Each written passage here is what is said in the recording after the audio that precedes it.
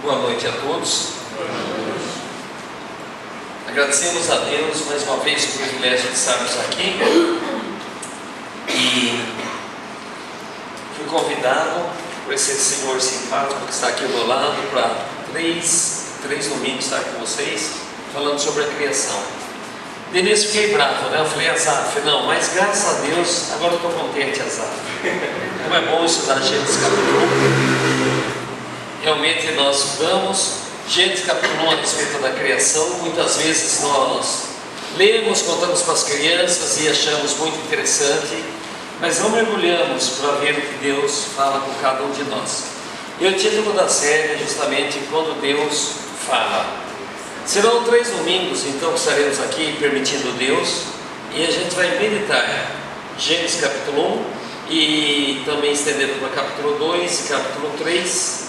Nós vamos ver as aplicações disso em nossas vidas.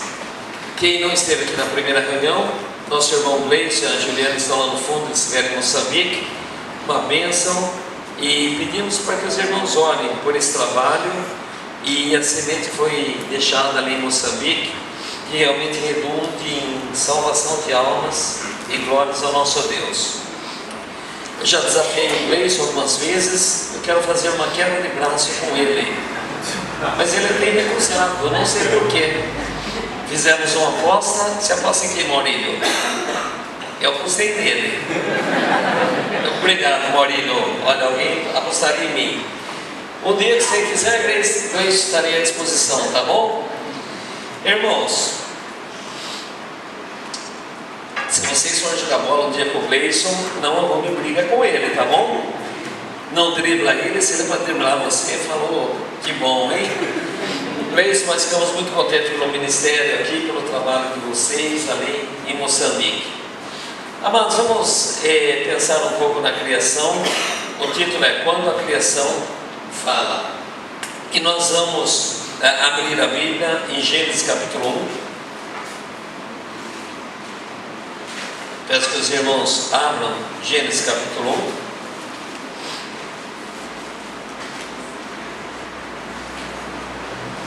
Está carregando ele aqui, essa? Vamos. Nós não temos tempo de ler todo o capítulo, mas vamos ler alguns versículos separadamente. Diz: No princípio criou Deus os céus e a terra porém estava sem forma e vazia. Havia trevas sobre a face do abismo, o Espírito de Deus pairava por sobre as águas. Disse Deus, haja luz, e houve luz. E viu Deus que a luz era boa e fez separação entre a luz e as trevas. Chamou Deus a luz dia e as trevas noite, e houve tarde e manhã o primeiro dia. E disse Deus, haja firmamento no meio das águas, e separação entre águas e águas. Fez, pois, Deus o firmamento, separação entre as águas debaixo do firmamento, e as águas sobre o firmamento, e assim se fez. Versículo 9: Diz também Deus, ajunte-se as águas debaixo dos céus num só lugar, e apareça a porção seca, e assim se fez. Versículo 11: E disse, produz a terra relva, ervas que deem sementes e árvores frutíferas, e deem fruto segundo a sua espécie, cuja semente esteja nele sobre a terra, e assim se fez. Versículo 14: Diz também Deus, haja luzeiros no firmamento dos céus, para fazerem separação entre o dia e a noite, e sejam eles para sinais, para estações, para dias e para anos. E versículo 20: Diz também Deus, povoem-se as águas de enxames e seres viventes, e voem as aves dos céus sobre a terra, sobre o firmamento dos céus. Criou, pois, Deus os grandes animais marinhos e todos os seres viventes que rastejam, os quais povoavam as águas segundo suas espécies, e todas as aves segundo suas espécies. E viu Deus que isso era bom. Mais adiante, vamos para o versículo de número 26. Também disse Deus, façamos o homem à nossa imagem e à nossa semelhança, e tenha ele domínio sobre os peixes do mar, sobre as aves do céu, sobre os animais domésticos, sobre toda a terra, sobre todos os répteis que rastejam pela terra. Criou Deus, pois, o homem à sua imagem, a imagem de Deus o criou, homem e mulher os criou, e Deus os abençoou e lhes disse, sede fecundos e multiplicai-vos, enchei a terra e sujeitai-a. Dominai sobre os peixes do mar, sobre as aves do céu, sobre todo animal que rasteja pela terra. E disse Deus ainda: eis que vos tenho dado todas as ervas que dão semente e se acham na superfície de toda a terra, e todas as árvores em que há fruto e que dê semente, isso vos será para mantimento. E a todos os animais da terra, e a todas as aves dos céus, e a todos os répteis da terra em que há fôlego de vida, toda a erva verde lhe será para mantimento. E assim se fez. Viu Deus tudo quanto fizera, e eis que tudo era muito bom. Houve tarde e manhã o sexto dia. E assim, pois, foram acabados os céus e a terra e todo o seu exército. E havendo Deus terminado no dia sétimo a sua obra que fizera, descansou nesse dia de toda a sua obra que tinha feito. E abençoou Deus o dia sétimo e o santificou, porque nele descansou de toda a obra que como Criador fizera. Que Deus abençoe ricamente a sua palavra, que nós vamos pensar e meditar inicialmente nesses trechos da Bíblia. Eu gostaria de dizer que Gênesis capítulo 1, 2 e 3 é a base da Bíblia. Se nós não entendermos esses capítulos iniciais da Bíblia, se nós retirarmos isso da Bíblia, a obra da cruz se torna sem sentido, sem valor. A cruz só existe justamente por causa da criação do nosso Deus. Nós só podemos entender a expiação baseada na criação. Gostaria de dizer que dentro da nossa visão bíblica, a cruz foi necessária justamente por causa da criação. Deus cria o mundo e dentro desse mundo, Deus já sabia da entrada do pecado. Deus já sabia que na verdade seria alguma coisa errada, alguma coisa que atrapalharia. Portanto, quando pensamos em criação, nós pensamos na expiação. E quando Moisés usa essa palavra, no princípio, essa palavra induz que haverá uma consumação. Quando diz no princípio, já entendemos que haverá uma consumação de todas as coisas. E nessa consumação, nós vamos ver novos céus e vamos ver nova terra. Portanto, a visão bíblica é de uma criação, de uma expiação de pecados e de uma consumação, com novos céus e nova terra. Então, nós vamos, obrigado Azaf, resolveu todos os meus problemas. Nós vamos pensar justamente a Bíblia falando de Deus, Criador. Se o diabo conseguir tirar da mente do jovem, e usando a mídia, usando a escola, Gênesis 1, 2 e 3, ele consegue uma grande vitória. Se o diabo conseguir colocar na mente dos jovens que isso tudo é uma fábula, que isso tudo é uma mitologia, que isso tudo não é real, o diabo abriu uma grande brecha para realmente tirar a Bíblia, a palavra de Deus, do coração do jovem, da criança. Se o diabo conseguir destruir esses 3 capítulos iniciais, ele conseguiu um grande avanço.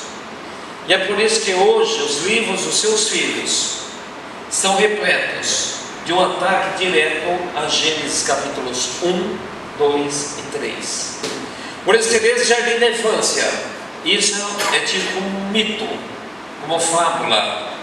Adão e Eva não existiram de acordo com a filosofia mundana, a filosofia humana. A história da serpente, a história do fruto proibido é uma fábula, um mito. Eles vão dizer que na verdade o mundo não começou por Deus.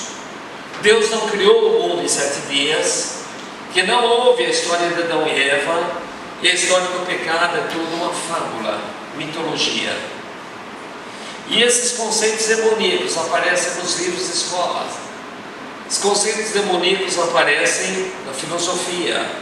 Quando você estuda os filósofos mais antigos, minha filha teve prova de filosofia ontem na escola. Ela veio perguntar: pai, quem foi Sócrates? Eu respondi: jogou no Botafogo de Ribeirão Preto, depois jogou no Corinthians. E na Copa de 82 jogou muito bem, né? Ela leu e falou: acho que você está enganado, papai. Daí caiu Sócrates e Platão.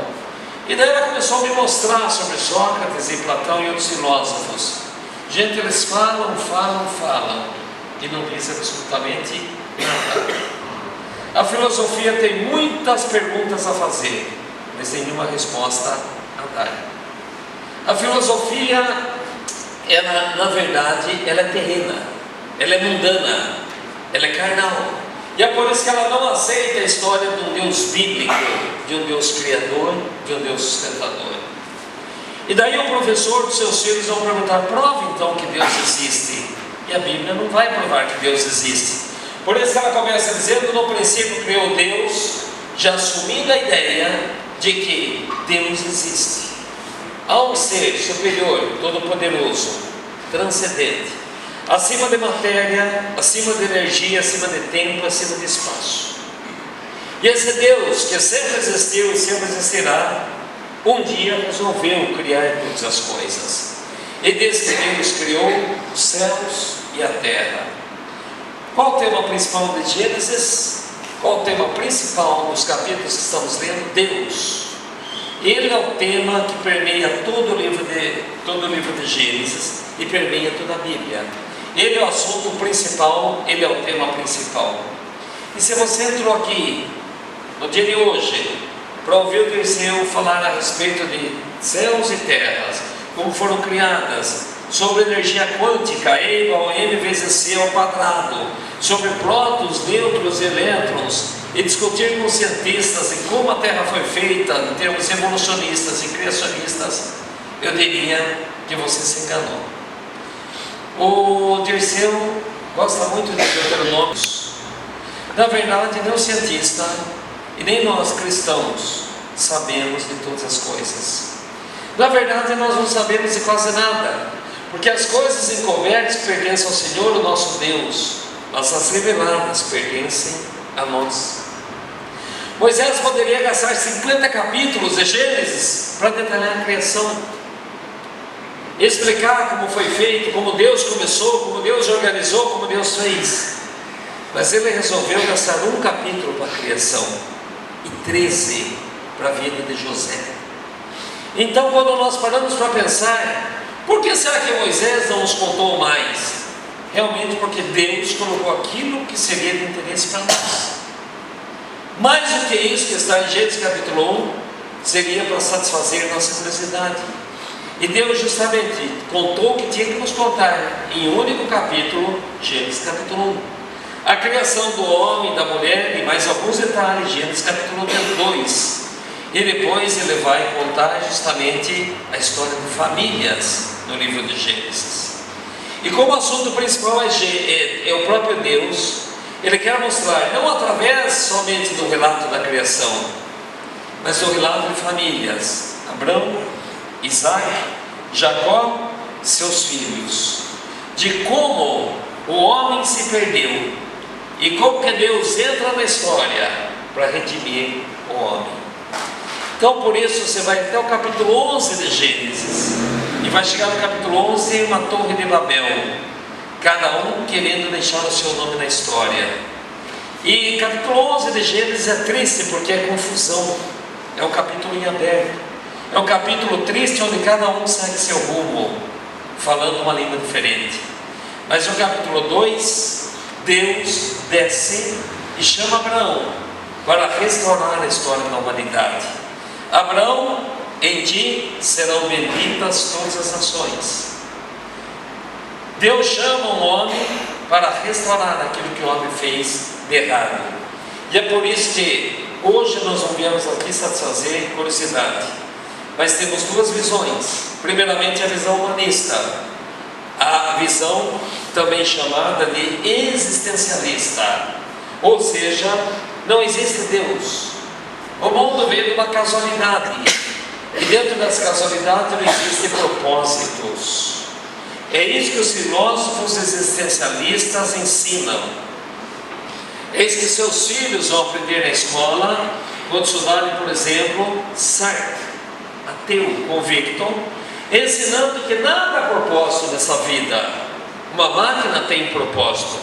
Olha, estou vendo uma filmadora, tem um propósito: filmar o Dirceu. Que grande propósito, hein, Pedro?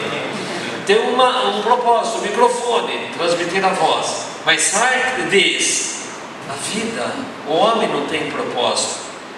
E daí temos o existencialismo hedonista. Curta a vida, viva a vida, carpe diem.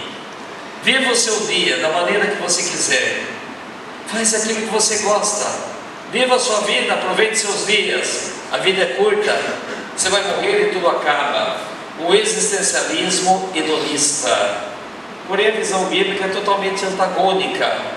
E essa não é ensinada nas escolas, por isso compete aos pais ensinarem seus filhos. Compete à igreja existir ensinando Bíblia para cada família aqui. Deus é o autor e sustentador do universo. Há um planejamento e existe um propósito na vida. O propósito, uma função específica. Não estamos aqui por acaso. Hoje o Gleison falou a respeito de você descobrir o seu propósito. Você é salvo por Jesus, agora vai atrás do seu dom. Aquilo que Deus te chamou para você continuar espalhando o Evangelho de Jesus Cristo. Então existe um propósito, existe uma função para nós aqui. Eu gostaria de dizer que quando o homem não aceita Deus como Criador, ele está condenado a aceitar qualquer coisa como outro Deus em sua vida. Então nós temos que pensar que todo homem tem uma religiosidade, um vazio dentro de si. E quando não é o Deus vivo e verdadeiro que entra nesse coração vazio, um outro Deus vai tomar conta desse homem. O que seus filhos aprendem nas escolas, a origem do universo a respeito de uma grande explosão chamada Big Bang. Uma massa de energia, uma massa concentrada que explodiu. E diz os livros de seus filhos: o universo é expansão porque viemos de uma grande explosão. E a pergunta é: de onde veio essa partícula inicial? Seu professor não vai responder.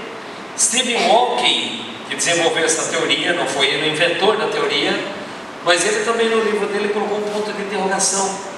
Ele não sabia explicar de onde veio a partícula inicial que explodiu. E a primeira lei da termodinâmica diz que ninguém cria energia, energia apenas se transforma. Se essa lei da física diz que ninguém cria energia, quem criou a partícula inicial? Portanto, o Big Bang é uma farsa, é uma mentira. Mas vamos ensinar seus filhos na escola. Depois, como a vida começou na Terra? Várias teorias. Uma delas que veio de outro planeta, panspermia. Ou seja, alguém chegou no meteoro, caiu aqui e começou a povoar a vida. Alguns acreditam que sim, outros acreditam que não. Quem acredita que sim tem a dificuldade de explicar como a vida começou lá fora então. O Parinho, cientista russo, e Haldane, um americano amigo dele, propuseram o seguinte: átomos se chocaram no fundo dos oceanos, começou a vida. E ali, a vida inicial, uma memazinha, ou uma célula inicial bem simples. E a célula inicial vai sofrendo modificações. Vem Darwin e diz o seguinte: depois que a vida já está estabelecida, os mais aptos sobrevivem, os menos aptos desaparecem, morrem. Então nós vamos ter linhas evolutivas de vida. E o que acontece? Nós vamos ter um ancestral comum, e desse ancestral origina chimpanzés, orangotangos, gorilas e homo sapiens. Aprendeu isso na escola, Benjamin? Caiu na prova. As linhas evolutivas, seleção natural. Gente, é isso que é ensinado nas escolas e pergunta nos vestibulares. Não há Deus, não há espaço para Deus. Note que a biologia, a ciência também tirou Deus, tenta tirar Deus. Mas é uma grande farsa, uma grande mentira. A evolução é desonesta. Ela não trabalha com dados. Ela tenta mostrar para os alunos que ela é científica, mas ela não é. Ela é filosófica, ela é sugestiva. Poderia argumentar aqui vários pontos. Por exemplo, nada na natureza se agrupa e se ajeita. Tudo tende a uma desordem na natureza. Tudo tende a uma bagunça. Tudo tende a se desfazer. A roupa envelhece, o sapato estraga, nós envelhecemos, tudo. Segundo a lei da termodinâmica, entropia. Poderia lá a bacteriazinha no fundo dos oceanos se organizar de se transformar daquilo em fungos, os fungos ou em algas, ou em plantas, ou em animais? Resposta: não.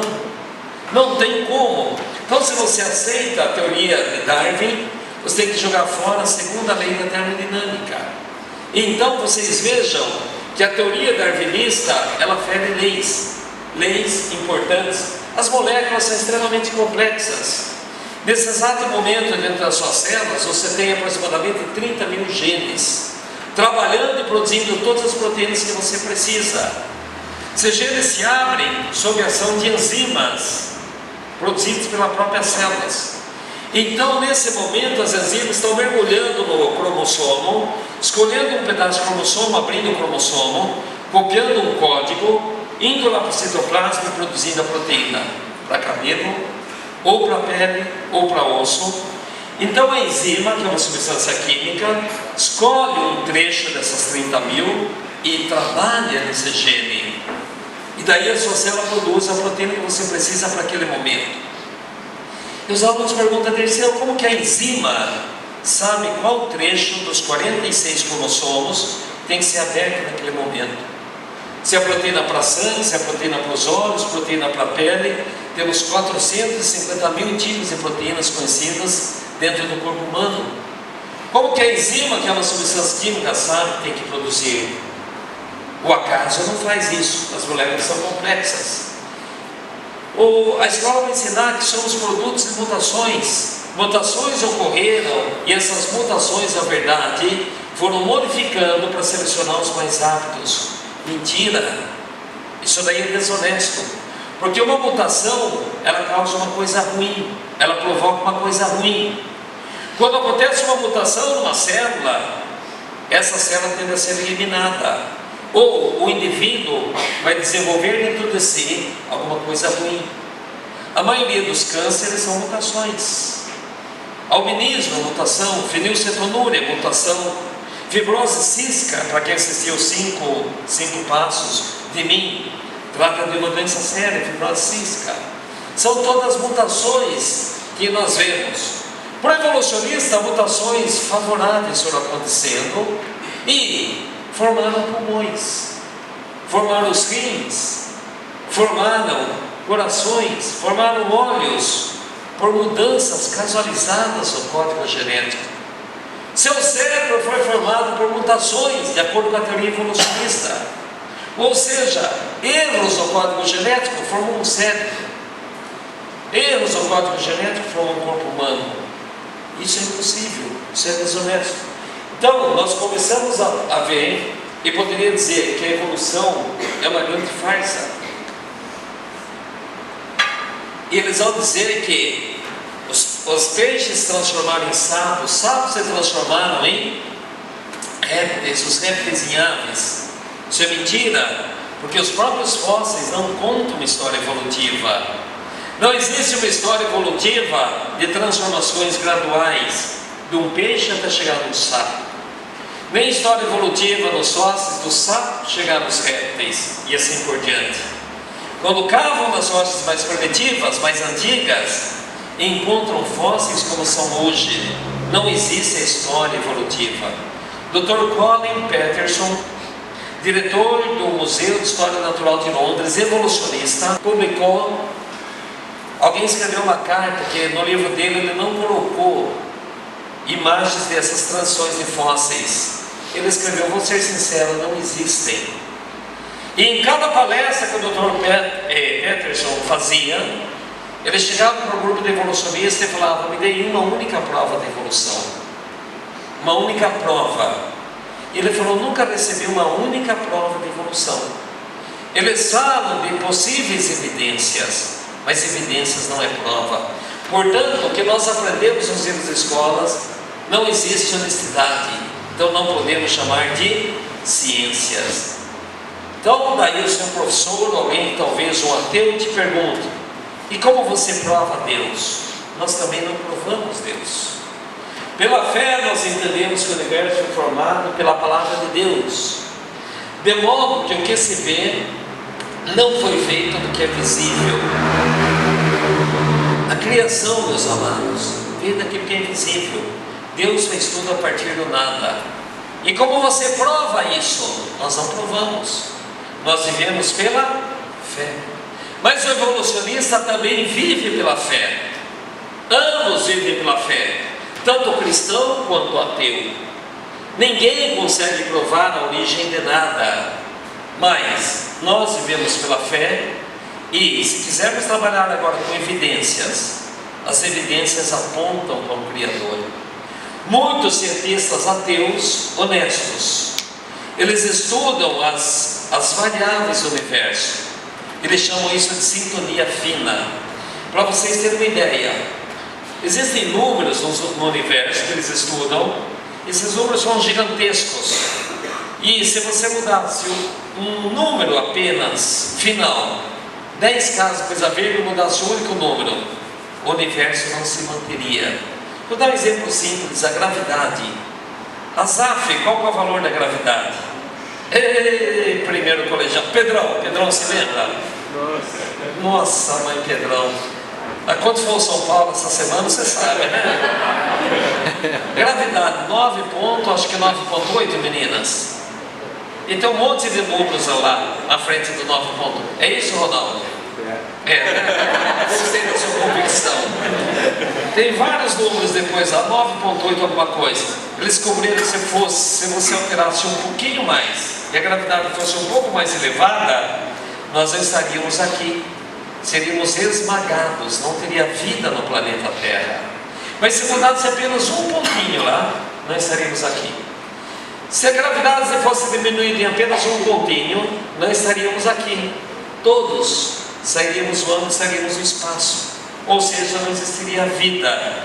Nesse exato momento, uma alteração nessa sintonia fina, no número preciso da gravidade, não existiria vida. Eles dizem, alguém regulou com uma precisão tão impressionante, para que estivéssemos aqui e uma camada de ar sobre nós, para que a vida aqui exista.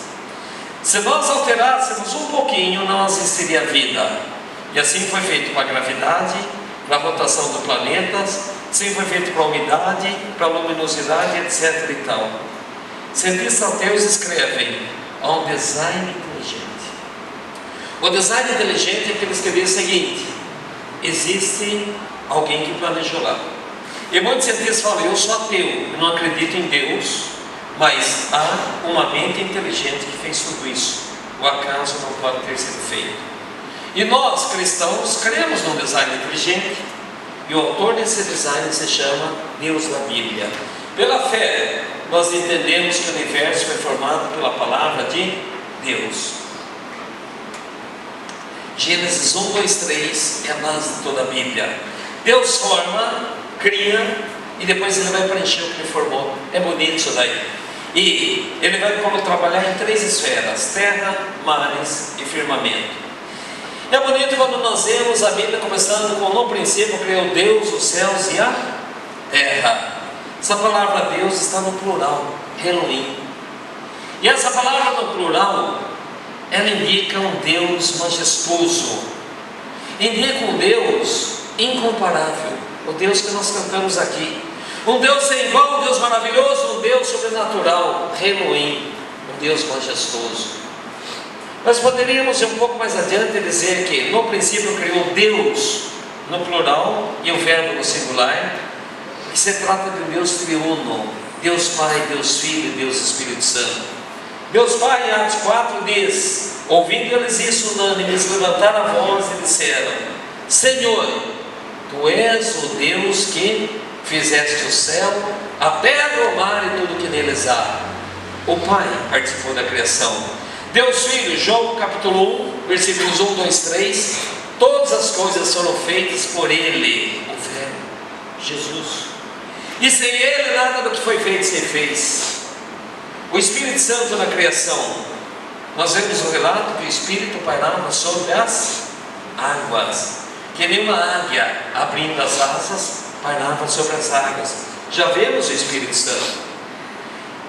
Agora ali, o Espírito Santo, Salmo 104:30, envias o teu Espírito e são criados e assim renovas a face da terra. Então, nós vemos o Pai, o Filho e o Espírito Santo.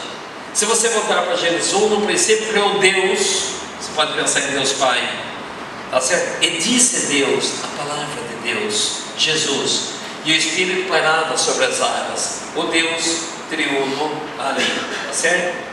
Vamos reiniciar agora? Não, né? Vai escolher um horário? Legal. Vamos lá, que o tempo urge. Qual que não pagar atualizações? Então nós vemos, a Bíblia começa no princípio, criou Deus os céus e a terra. A terra, porém, era sem forma e vazia. Primeira criação de Deus, o cosmos. Queria falar que muitos cristãos aceitam que entre Gênesis 1 e 2, esses dois versículos, fala mais ou menos o seguinte: Deus lá no princípio criou a terra, bonitona, legal. Daí o que acontece? O diabo veio e fez um estrago. Então a terra ficou sem forma e vazia.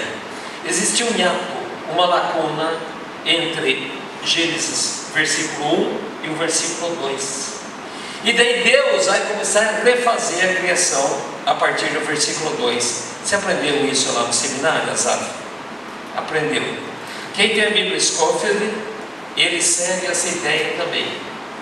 Nós não temos muita base para afirmar que houve esse ato. A leitura de Gênesis é uma leitura contínua. Eu particularmente não aceito essa interpretação, mesmo que muitos cristãos aceitem que o diabo desceu, fez um grande estrago e Deus recomeça. Mas seria estranho, né? O diabo faz um estrago nos cosmos, Deus recomeça, o diabo vem e faz um estrago de novo. Parece uma disputa de poder.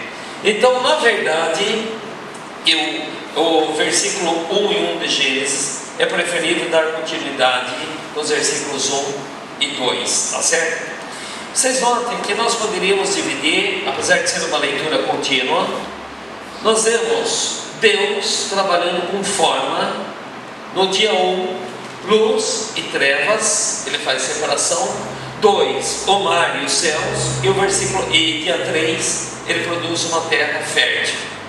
Então ele constrói a base, fazendo a forma, o alicerce. Depois ele vai dar o conteúdo, ele vai encher. É o recheio, é o complemento. Então é o conteúdo pleno. Se no dia 1 ele fez a luz e as trevas, no dia 4 ele vai fazer os luzeiros do dia e da noite. Se ele fez os mares e os céus, no dia 5 ele vai encher o mar com criaturas, encher os céus com as aves. E se no dia 3 ele fez uma terra fértil, no dia 6 ele faz toda a fauna, criando as criaturas da terra e criando também o homem. É bonito quando você percebe Deus dando forma e depois o conteúdo dessa forma.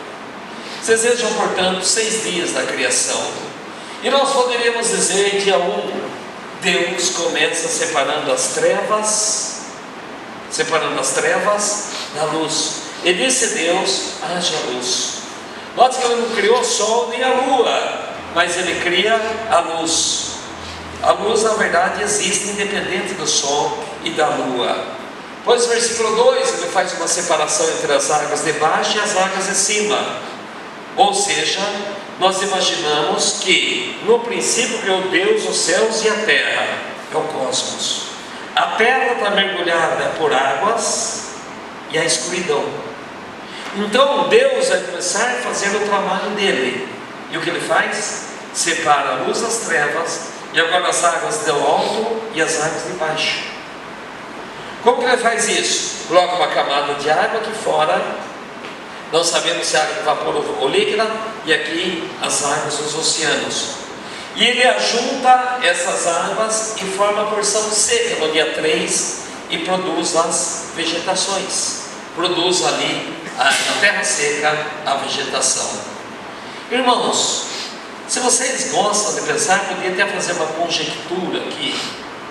Mas nos tempos de Adão, Eva e até Noé, os homens viviam quantos anos? 900, 800. Adão morreu com quantos anos? Com quantos? 930. e o pessoal olhava para ele e não dava 910. Carinha, 930 anos, jovem, né? Como que eles deviam 900, 800 anos? Para quem entende que a água sobre o firmamento, essa água filtrava a radiação. E aqui dentro era como se fosse uma câmara hiperbárica. Não existiam variações de temperatura e a radiação era filtrada. As vossas células tinham potencial de viver mais. Quando você chega em Gênesis 6, o que acontece com as águas do dilúvio? Rompem-se as comportas. Está escrito isso na sua Bíblia. Rompem-se as comportas e caem essas águas de cima. E agora não tem mais esse filtro protetor. E o que Deus diz? Os dias dos homens não passarão de 120 anos. Por que motivo? Não há mais um escudo protetor. Então, se você gosta de ciência, a Bíblia tem muita ciência para você estudar também. Deus fazendo a separação até que virás. Mais do que isso, não. Continuemos depois. Daí nós vamos ver que Deus coloca criaturas na água. No dia 4, vocês estão vendo aqui, o quarto dia que nós mostramos. Primeiramente, desculpa, ele faz os luzeiros. Note que a Bíblia não chama nem de sol nem de lua. Para mostrar o quê? Os povos antigos adoravam o sol e a lua, sabiam disso? Moisés faz questão de nem escrever sol e lua, luzeiros, para mostrar que aqueles que os povos antigos adoravam, os pagãos adoravam, o sol e a lua, era simplesmente uma criação de Deus. Quinto dia, criatura das águas e as criaturas dos ares. Então Deus enche os peixes, primeiramente, de grandes criaturas marinhas, põe os peixes ali. Portanto, os dinossauros foram criados por Deus, sem dúvida alguma, e as aves dos céus.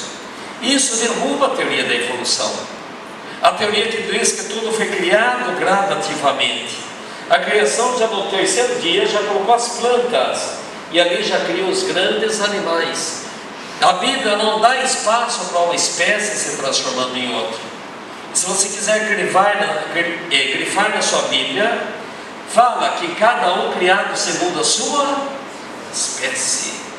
E eu contei na minha Bíblia por mais de 10 vezes, criado segundo a sua espécie. Interessante. O que isso significa? Moisés, há 2000 anos antes de Cristo, sabia que apareceria alguém que ensinaria que uma espécie originaria outra espécie, por mutações e seleção natural. Por isso que a Bíblia deixa registrado em Gênesis 1, cada um segundo a sua espécie. E quando Deus repete é porque é importante. Em Gênesis capítulo 1, isso daí está bem detalhado, bastante importante, cada um segundo a sua espécie. E vocês vão ver, daí cria o homem, a imagem e a semelhança de Deus. A imagem e a semelhança de Deus, o homem tem personalidade. Nele é soprado o fôlego da vida. O homem tem uma mente onde ele pode pensar, raciocinar. O homem tem emoções. Então, tanto o homem quanto os animais foram tirados do pó da terra. Muita gente não sabe que os animais também foram tirados do pó da terra. Os animais podem aprender muita coisa, porém, somente o homem tem um arbítrio de decisão, de escolha, o caminho que ele vai seguir. Somente o homem, ele vai ter um domínio sobre toda a natureza. Deus lhe deu esse domínio. Então, depois que o pecado entra, tudo isso é deturpado, mas o homem é criado à imagem e à semelhança de Deus. Portanto, biblicamente falando, irmãos, não somos uma explosão que deu certo. Não somos uma linhagem de macaco que deu sorte. Nós somos criados à imagem e à semelhança de Deus. Dependendo do que você crê, muda toda a sua vida. É isso que nós chamamos de cosmovisão. Se a sua cosmovisão for humanista, existencialista, ateísta, você não tem um propósito de vida. Se a sua cosmovisão for cristã, você entende que é um Deus criador e sustentador, que você tem um propósito de vida. Você entende que Deus quer para a sua vida, e você tem uma esperança. Você tem a esperança da vida eterna pelo sangue de Jesus Cristo. Isso é maravilhoso. Meus amados, teria muita coisa para dizer, mas o tempo urge. Então eu gostaria de rapidamente acabar com 4 aplicações. Teríamos muita coisa para aprender de Gênesis 1, mas hoje, nessa primeira palestra, 4 aplicações. O que Gênesis capítulo 1 fala para nós? Primeiro, o nosso Deus é um Deus poderoso, um Deus cheio de poder, um Deus onipotente. Nós estudamos aqui aos domingos, estudamos as características de Deus, um Deus poderoso. Ele tem todo o poder, Ele é transcendente, Ele não é feito de matéria, Ele está acima de matéria, Ele que criou a matéria, Ele que criou a energia, Ele que criou o tempo e Ele que criou o espaço. Antes de Deus não existia tempo, o tempo só começou a existir a partir do momento que houve movimento. Antes de ter movimento no espaço, no cosmos, não existia tempo. Por isso Deus está acima de tempo. Deus não é formado por matéria orgânica e inorgânica. Deus é Deus, todo-poderoso, onipotente. É esse Deus que nós acreditamos. Só que esse Deus é santo. Santo significa separado. E por isso que desde a sua criação Ele gosta de separação. Ele coloca ordem nas coisas. Deus não é Deus de bagunça, Deus não é Deus de confusão, Deus é Deus de ordem. E é por isso que nós vemos Deus transformando todo o caos em ordem. Separação entre luzes e trevas, águas de cima e as águas de baixo, a parte seca e os mares. Eu gostaria de dizer que quando Deus disse haja luz, Ele estava na verdade demonstrando uma vontade que a luz existisse. Eu já poderia dizer que esse é o desejo de Deus na vida de cada um de nós. Deus não quer a vida de nenhum de nós em confusão, em caos. Deus não deseja que nós vivamos de uma maneira atormentada, sem saber de onde viemos e para onde vamos.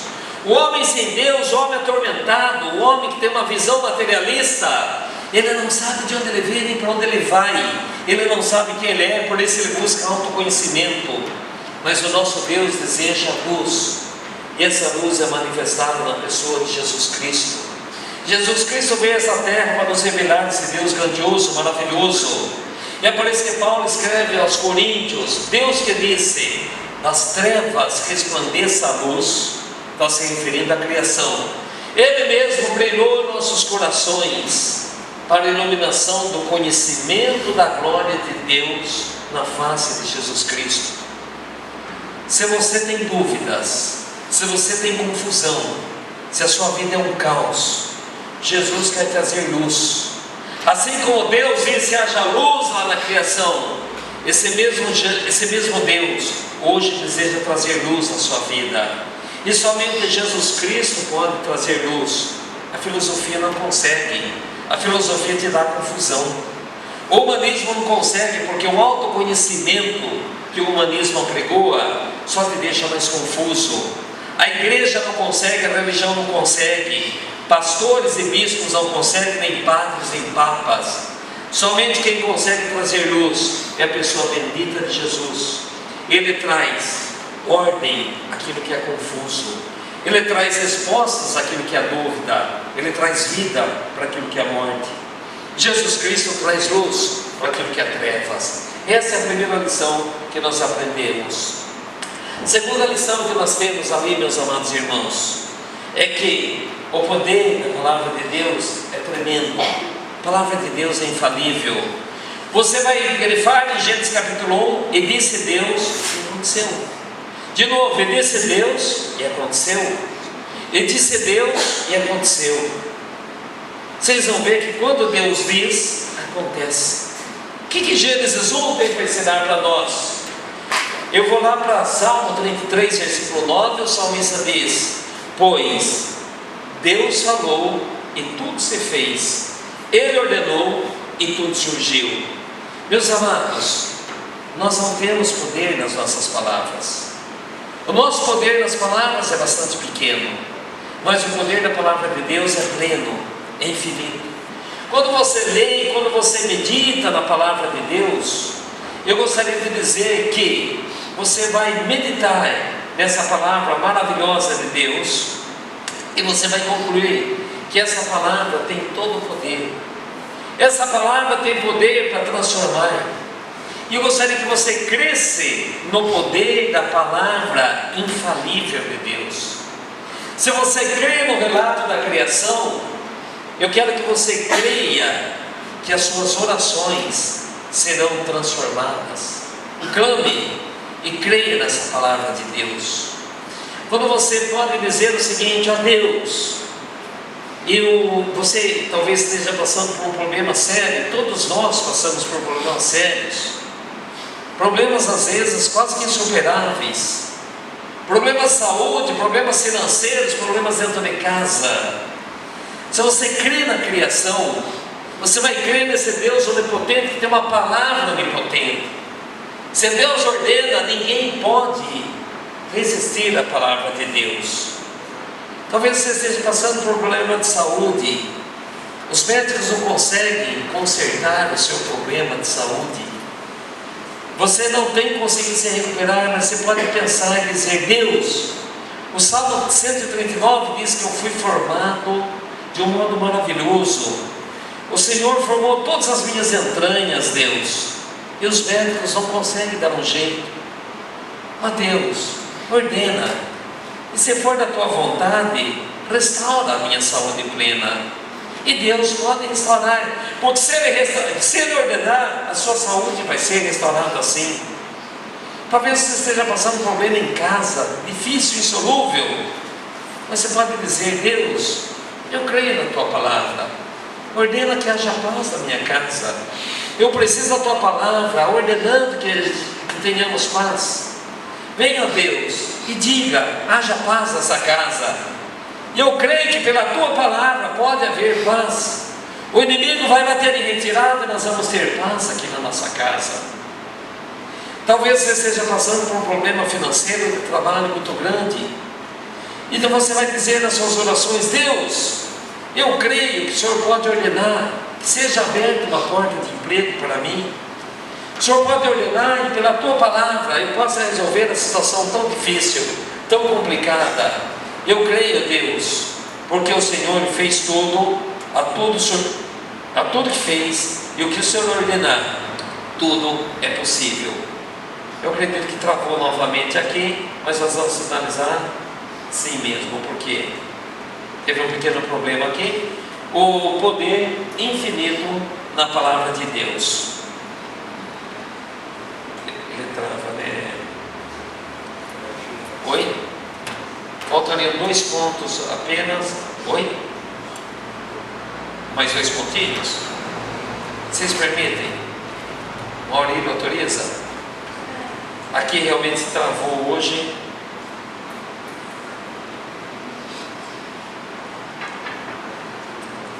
Então, enquanto a Zaf coloca lá, vamos somente fazer uma recapitulação.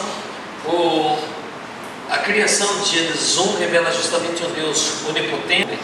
Terceiro ponto: quando você volta para Gênesis 1, você vai lendo que Deus faz e Deus viu que era bom. Continua lendo e viu Deus que era bom. Continua lendo e viu Deus que era bom. Tudo que Deus faz é bom. Há quem ensine que a matéria não presta, que a matéria não tem nada de bom. Mentira! Que tudo que Deus criou é bom. E quando Ele criou o homem, Ele viu que era muito bom. Portanto, meus amados, tudo que Deus faz é bom. Creia que Deus pode fazer sempre algo de bom na sua vida, algo melhor para você. Diz Atos capítulo 14, quando Paulo, querem fazer de Paulo e Barnabé um Deus, ele diz: e se volte para o Deus vivo que fez o céu, a terra, o mar e tudo que neles há. Contudo, ele está falando, os povos não ficaram sem testemunha. O povo não ficou sem testemunho. Deus mostrou a sua bondade, dando-lhe chuvas dos céus e colheita no tempo certo, concedendo-lhe sustento com fartura e enchendo de alegria os seus corações. Portanto, meus amados, o Deus que criou os céus e a terra dá chuva. O Deus que criou os céus e a terra dá a colheita no tempo certo, dá o sustento. Ele faz o bom. Cada vez que você senta na sua mesa, dê graças pelo pão. Dê graças porque não é toda a mesa que tem aquela fartura que a sua mesa tem. É um reconhecimento ao Deus Criador, quando você dá graças na mesa. Cada vez que você vê a chuva, vê o sol, uma manhã linda, agradeça lá, louve a seu Deus por isso. Agradeça a seu Deus, porque Ele é bom, Ele dá o bom e dá o melhor para nós. Mais um slide, Guilherme, por gentileza. E finalmente, o quarto e último ponto: nós somos feitos para a glória de Deus. Quando nós lemos Gênesis capítulo 1, vamos descobrir que Deus nos criou justamente para a sua glória. Gênesis capítulo 2, não chegamos, mas Deus soprou no homem o fôlego da vida. Eu dou aula de biologia e a primeira aula definir o que é vida, eu defino: não sabemos. Não dá para definir vida. E a melhor definição que eu tenho para a vida está aqui: um fôlego de vida. Então eu gostaria de dizer que Deus soprou em nós a sua essência, o fôlego da vida. Por quê? Porque para que nós fôssemos a imagem e a semelhança de Deus e glorificássemos e adorássemos esse Deus. Quando a gente vai para João capítulo 14, Jesus diz para aqueles que estão na luz, para aqueles que são salvos, para aqueles que creem no sangue de Jesus como único meio de salvação, Ele diz: se alguém me ama, guardará a minha palavra. Meu Pai o amará, e nós viremos a Ele e faremos dele morada. Você já prestaram atenção na profundidade desse versículo? Esse Deus que no começo da conversa de Gênesis 1 criou os céus, a terra, os luminares, as estrelas, criou os mares, os monstros marinhos e tem todo o poder, é o Deus que está dentro de nós. Viremos para Ele e faremos nele morada.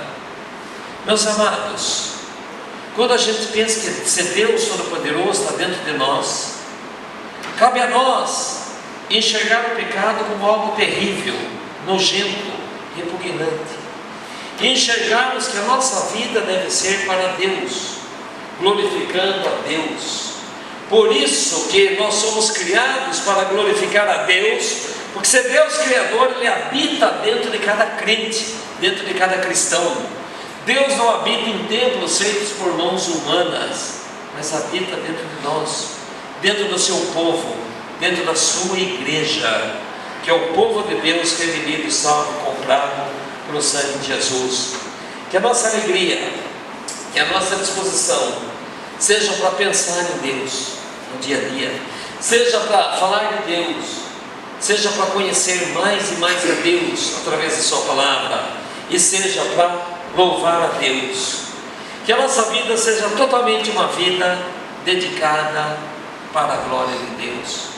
Que a gente possa pensar em Gênesis capítulo 1, Deus Criador, e esse Deus que faz a separação, esse Deus que tem uma palavra infalível, esse Deus que quer o melhor para nós, e que a gente viva para a glória desse Deus.